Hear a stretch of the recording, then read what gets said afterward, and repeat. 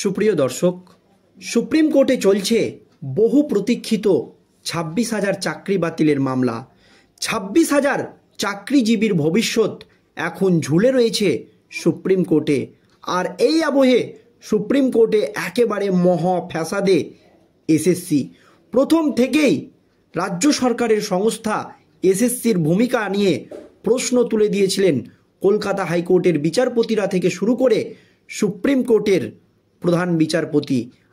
এবার সুপ্রিম কোর্টে মহা ফ্যাসাদে এসএসসি। 26,000 চাকরি বাতিলের মামলার শুনানিতে সুপ্রিম কোর্টের প্রধান বিচারপতি সঞ্জীব খান্নার কঠোর পর্যবেক্ষণ। যোগ্য এবং অযোগ্য কি পৃথক করা সম্ভব? কারণ যোগ্য এবং অযোগ্য পৃথক করা সম্ভব না হলে কলকাতা হাইকোর্টের নির্দেশই বহাল থাকবে, অর্থাৎ 26,000 চাকরিই কিন্তু বাতিল হবে। এই আবহে আইনজীবী বিকাশ রঞ্জন ভট্টাচার্য এই শুনানিতে সুপ্রিম কোর্টে স্পষ্ট জানিয়ে দিয়েছেন, যোগ্য অযোগ্য কখনোই আলাদা করা সম্ভব নয়। এটা একটা প্রাতিষ্ঠানিক দুর্নীতি। তাই সম্পূর্ণ নিয়োগ প্রক্রিয়াটাকেই বাতিল করা হোক এবং যারা চাকরির জন্য আবেদন করেছিল তাদের জন্য আবার পরীক্ষার ব্যবস্থা করা হোক। কিন্তু যোগ্য শিক্ষক শিক্ষিকারা ইতিমধ্যেই সুপ্রিম কোর্টের প্রধান বিচারপতি সঞ্জীব খান্নাকে চিঠি দিয়েছেন, কারণ তারা দীর্ঘদিন ধরেই চাকরি করছেন, তাদের সংসার রয়েছে। এইভাবে যদি তাদের চাকরি চলে যায় তারা কিন্তু পথে বসে যাবে। এটা কিন্তু তাদের ক্ষেত্রে খুব অন্যায় হবে। সেই জন্য সুপ্রিম কোর্টের প্রধান বিচারপতি যাতে এই বিষয়টি নিয়ে কোনো পদক্ষেপ নেয় সেই অনুরোধ তারা জানিয়েছেন। তবে আরও এক আইনজীবী ফিরদৌস শামীম সুপ্রিম কোর্টের প্রধান বিচারপতির সওয়াল জবাব চলাকালীন একেবারে বিস্ফোরক দাবি করেছেন। তিনি বলেছেন, যোগ্য এবং অযোগ্য কিছুতেই পৃথক করা যাচ্ছে না। একজনকে অযোগ্য বলে বাদ দিলে আরেকজন অযোগ্যের তালিকায় চলে আসছে, কারণ এমনভাবে দুর্নীতি করা হয়েছে। সেক্ষেত্রে যোগ্য এবং অযোগ্য কিছুতেই পৃথক করা যাচ্ছে না। আর এই আবহে এই নিয়ে সুপ্রিম কোর্টে মহা ফ্যাসাদে স্কুল সার্ভিস কমিশন অর্থাৎ এসএসসি। ঠিক কী হয়েছে দর্শক দেখুন, ঝুলছে 26,000 জনের ভাগ্য। এসএসসির 2016 সালের প্যানেলের ক্ষেত্রে কি যোগ্য এবং অযোগ্যদের পৃথকীকরণ সম্ভব? এই নিয়ে টানাপোড়েনের মাঝেই আবারও কি পরীক্ষা নেওয়া যায়? এসএসসি 26,000 চাকরি বাতিলের মামলায় এমনই কিন্তু প্রশ্ন বারবার উঠে এসেছে সুপ্রিম কোর্টের শুনানিতে। সোমবার মামলাটি ওঠে প্রধান বিচারপতি সঞ্জীব খান্না এবং বিচারপতি সঞ্জয় কুমারের ডিভিশন বেঞ্চে। এদিন দীর্ঘক্ষণ শুনানি চললেও কোনো সিদ্ধান্তে আসা যায়নি। সুপ্রিম কোর্টে পরবর্তী শুনানি হবে আগামী 10ই ফেব্রুয়ারি।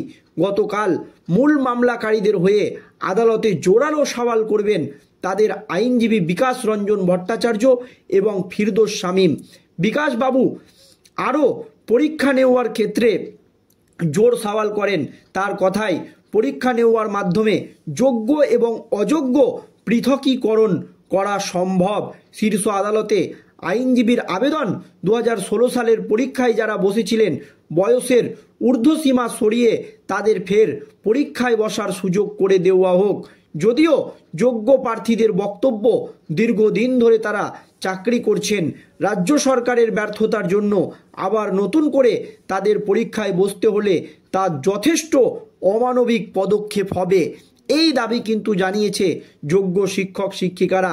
আরেক আইনজীবী ফিরদৌস শামীম সওয়াল করেন এবং প্যানেলের মেয়াদ শেষ হওয়ার পরও 4 বার নিয়ম বিরুদ্ধ কাউন্সিলিং হয়েছে। নভেম্বরে বিভাজন ছাড়া তালিকা প্রকাশ করা হয়েছে। পুরো নিয়োগ প্রক্রিয়াটাই বেনিয়মে ঠাসা, এই দাবি জানিয়েছেন বিশিষ্ট আইনজীবী ফিরদৌস শামীম। এই আবহে এসএসসিকে 500 কোটি টাকা জরিমানা করার পক্ষে জোরালো সওয়াল করেন বিশিষ্ট আইনজীবী ফিরদৌস শামীম এবং বিশিষ্ট আইনজীবী বিকাশ রঞ্জন ভট্টাচার্য। সুপ্রিম কোর্টে জোরালো দাবি, এসএসসিকে 500 কোটি টাকা জরিমানা দিতে হবে। 10ই ফেব্রুয়ারি ফের মামলার শুনানি হবে সর্বোচ্চ আদালতে। ওই দিন এই মামলার শুনানি শেষ করবেন পরিষ্কার জানিয়ে দিয়েছেন চিফ জাস্টিস সঞ্জীব খান্না।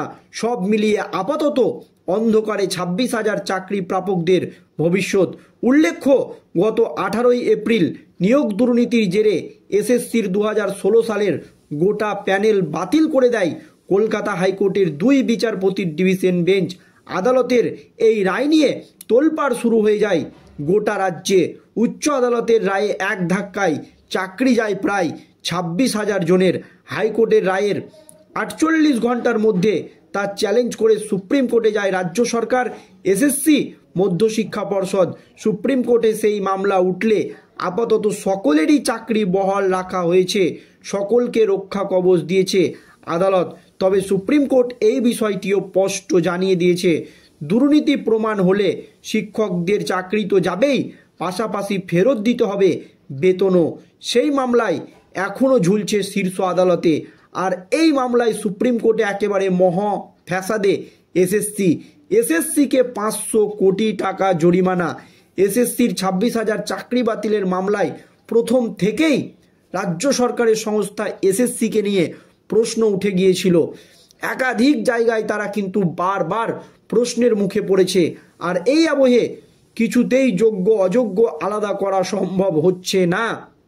তাই এসএসসিকে 500 কোটি টাকা জরিমানা করার পক্ষে একেবারে জোরালো সওয়াল করেন বিশিষ্ট আইনজীবী বিকাশ রঞ্জন ভট্টাচার্য এবং ফিরদৌস শামীম। কারণ শীর্ষ আদালতে আইনজীবীদের আবেদন, 2016 সালের যারা পরীক্ষায় বসেছিল তাদের সকলের বয়সের ঊর্ধ্বসীমা সরিয়ে ফের পরীক্ষায় বসার সুযোগ করে দেওয়া হোক। সেই সমস্ত চাকরি প্রার্থীদের, যদি যোগ্য প্রার্থীদের বক্তব্য দীর্ঘদিন ধরে তারা চাকরি করছে, তাই রাজ্য সরকারের ব্যর্থতার জন্য আবার নতুন করে তাদের পরীক্ষায় বসতে হলে যথেষ্ট অমানবিক পদক্ষেপ হবে এটা। আর এক আইনজীবী ফিরদৌস শামীম সওয়াল করেন যে প্যানেল শেষ হওয়ার পরও 4 বার নিয়ম বিরুদ্ধ কাউন্সিলিং হয়েছে। নভেম্বরের বিভাজন ছাড়া তালিকা প্রকাশ করা হয়েছে। পুরো নিয়োগ প্রক্রিয়াটাই বেনিয়মে ঠাসা। এর সঙ্গে হয়তো জড়িত রয়েছে এসএসসিও, কারণ তারাও ঠিকঠাক তদন্ত দিতে পারছে না। এমত অবস্থায় এসএসসিকে 500 কোটি টাকা জরিমানার পক্ষে সওয়াল করেন এই দুইজন বিশিষ্ট আইনজীবী। এখন সুপ্রিম কোর্টের প্রধান বিচারপতি সঞ্জীব খান্নার তরফ থেকে জানানো হয়েছে যে 10ই ফেব্রুয়ারি এই মামলার তিনি রায় দান করবেন, অর্থাৎ এই মামলার নিষ্পত্তি হবে। সেই দিন কি পদক্ষেপ নেয় সঞ্জীব খান্না, সেই দিকেই আমাদের নজর থাকবে।